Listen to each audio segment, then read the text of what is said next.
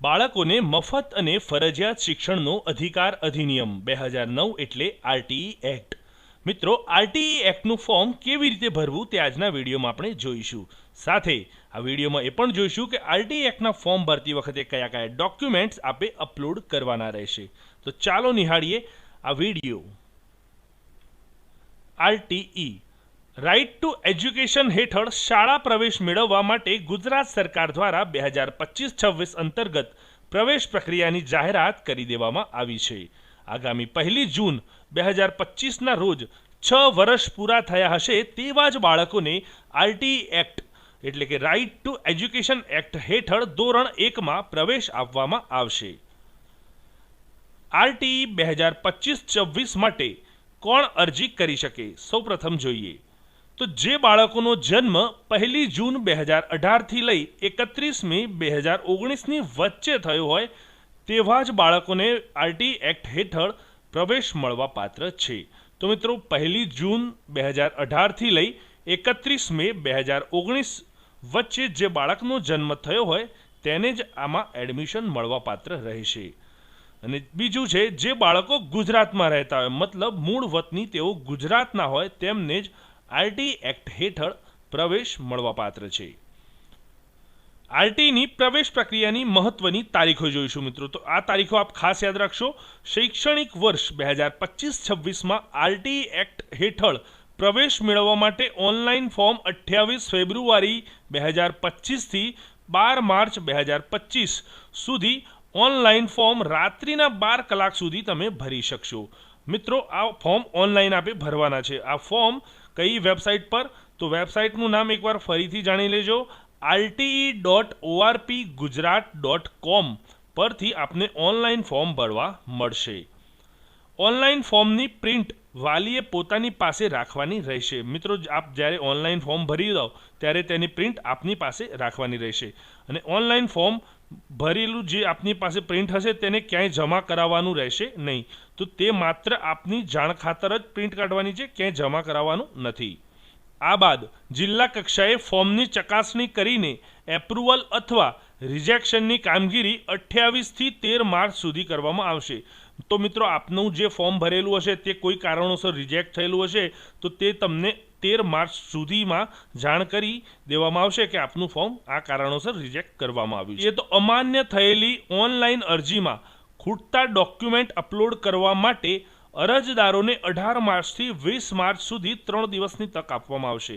મિત્રો, આપે જે ફોર્મ ભરેલા હશે તે ફોર્મમાં કોઈ પણ ડોક્યુમેન્ટ અપલોડ કરવાનું બાકી રહી ગયું હોય તો આપને 18 માર્ચથી લઈ 20 માર્ચ સુધી એટલે કે 3 દિવસ સુધીની તક આપવામાં આવશે।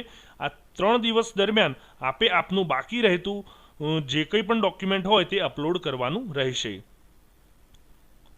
આ ડોક્યુમેન્ટની ફરીથી જિલ્લા કક્ષાએ 18 માર્ચથી 21 માર્ચ સુધી ચકાસણી કરવામાં આવશે।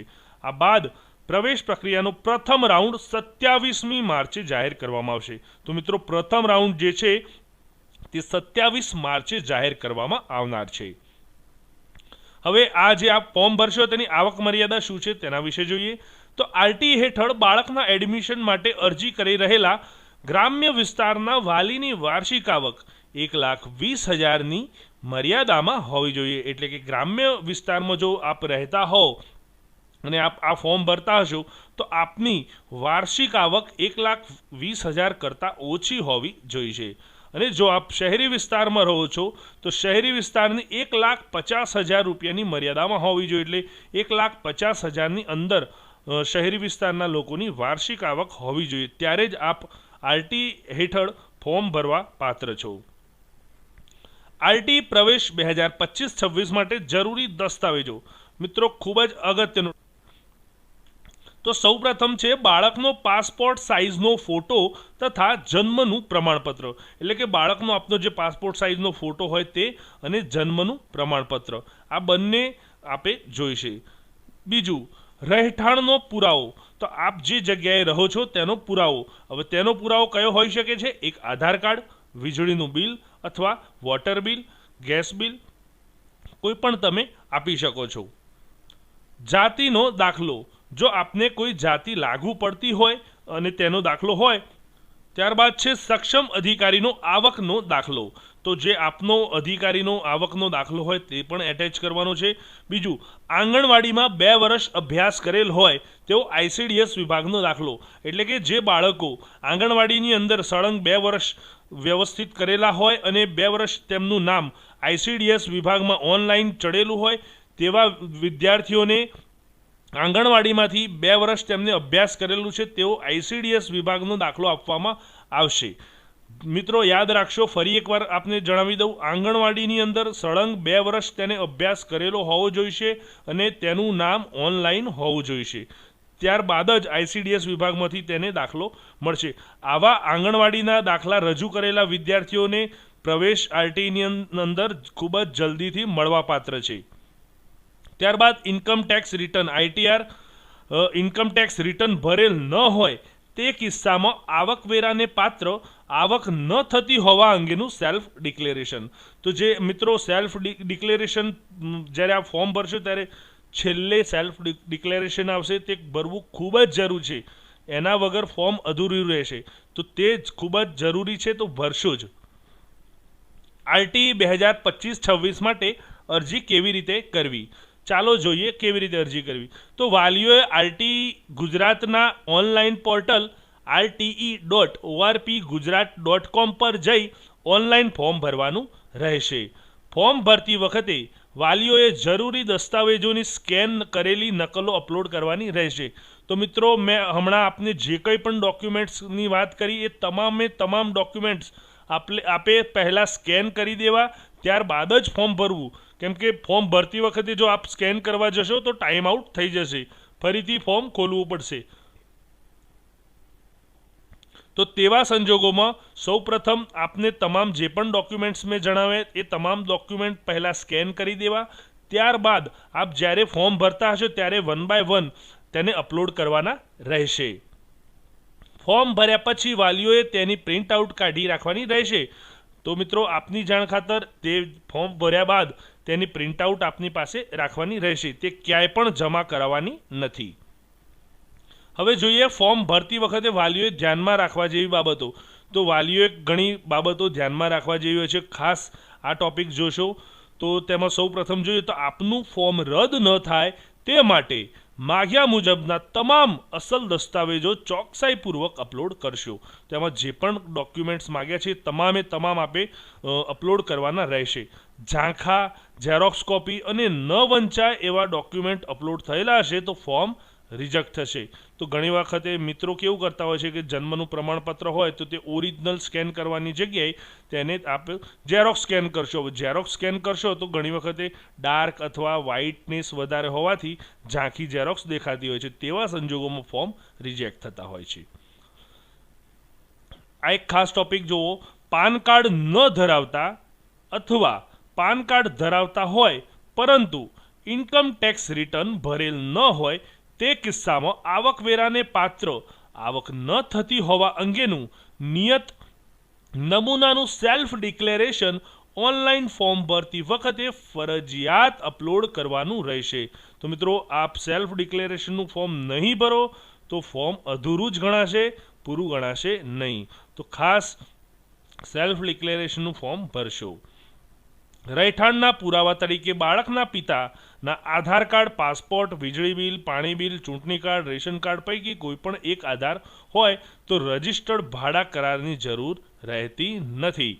પરંતુ જો ઉપર મુજબના આધારો પૈકી એક પણ આધાર ન હોય તેવા સંજોગોમાં રજિસ્ટર્ડ ભાડા કરાર ગુજરાત સ્ટેમ્પ એક્ટ 1958 મુજબ નોંધાયેલ ભાડા કરાર તથા સંબંધિત પોલીસ સ્ટેશનમાં જમા કરાવ્યાના આધાર સાથેનું માન્ય ગણવામાં આવશે. મિત્રો, નોટોરાઇઝ્ડ ભાડા કરાર માન્ય ગણવામાં આવશે નહીં. ખાસ ધ્યાન રાખશો. આમાં જે બતાવેલું છે ગુજરાત સ્ટેમ્પ એક્ટ 1958 મુજબ નોંધાયેલા ભાડા કરાર તથા સંબંધિત પોલીસ સ્ટેશનમાં પણ તમારે આ ભાડા કરાર જમા કરાવવાનો છે. પ્રવેશ માટે આપ જે શાળાઓ પસંદ કરવા ઈચ્છતા હોવ તે મુજબની શાળાઓ જ ફોર્મ ભરતી વખતે તમારી પસંદગી મુજબના ક્રમમાં ગોઠવાય તે ખાસ ધ્યાને લેવું. તો આપ જે શાળામાં એડમિશન લેવા ઈચ્છો છો તેને સૌપ્રથમ ક્રમે પસંદગી આપશો. ત્યારબાદ કઈ બીજી શાળા છે તેની પસંદગી આપશો તો 1 બાય 1 પસંદગી આપશો, પણ આપ જે શાળામાં સૌપ્રથમ ઈચ્છો છો કે આ શાળામાં જ એડમિશન જોઈએ છે તો તેની પસંદગી પહેલી રાખશો। ફોર્મ સબમિટ કરતા પહેલા ફરીવાર ધ્યાનપૂર્વક સંપૂર્ણ વિગતો જોયા બાદ જ ફોર્મ સબમિટ કરવું। ફોર્મ સબમિટ કર્યા બાદ કોઈ સુધારો થઈ શકશે નહીં, તો એકવાર સબમિટ થઈ ગયા બાદ તે ફોર્મમાં કોઈ પણ જાતનો સુધારો થઈ શકશે નહીં। તો ફોર્મ ભરતી વખતે વાલીઓએ ખૂબ જ અગત્યની ધ્યાનમાં રાખવા જેવી બાબતોની આપણે ચર્ચા કરી। હવે જોઈએ આરટી હેઠળ મળવાપાત્ર રકમ। તો આપ આ ફોર્મ ભરશો, આપના બાળકનું એડમિશન કન્ફર્મ થશે, તેના બાદ મળવાપાત્ર રકમ કઈ છે તો ધોરણ 1 થી 8 દરમિયાન બાળક આ યોજના હેઠળ નિઃશુલ્ક અભ્યાસ કરે છે તો જે કોઈ પણ શાળામાં એને એડમિશન મળે છે ત્યાં બિલકુલ નિઃશુલ્ક અભ્યાસ તેને કરવાનો રહેશે, ત્યાં કોઈ પણ જાતની ફી ભરવાની રહેતી નથી। સરકાર તરફથી દર વર્ષે આ બાળકને ₹15,000 સ્કૂલ ફી પેટે તથા ₹3,000 પુસ્તકો તથા યુનિફોર્મ પેટે વિદ્યાર્થીઓને બેંક મારફતે આ રકમ મળતી હોય છે, તો કુલ 18,000 રકમ મળવાપાત્ર છે। હવે જોઈએ આરટી એક્ટ હેઠળ કેટલી સીટો પર બાળકોને પ્રવેશ આપવામાં આવશે। તો રાજ્ય સરકારના આરટી પોર્ટલ મુજબ ગુજરાતમાં વર્ષ 2025-26ના શૈક્ષણિક વર્ષ દરમિયાન કુલ 93,527 બેઠકો પર બાળકોને પ્રવેશ આપવામાં આવશે, જેમાં અમદાવાદની વાત કરીએ તો અમદાવાદ શહેરમાં 14,778, અમદાવાદ ગ્રામ્યમાં 2,262 સીટો માટે એડમિશનની પ્રક્રિયા હાથ ધરવામાં આવનાર છે। તો મિત્રો આપણે વાત કરી આરટીનું ફોર્મ કેવી રીતે ભરવું અને તે ફોર્મમાં કયા કયા ડોક્યુમેન્ટ્સ અપલોડ કરવા તે વિશે તમામ માહિતીથી આપને માહિતગાર કર્યા છે। આજનો વિડીયો આપને પસંદ પડ્યો હોય તો જરૂરથી લાઈક કરશો અને ચેનલને સબસ્ક્રાઈબ કરવાનું ભૂલશો નહીં। ધન્યવાદ મિત્રો।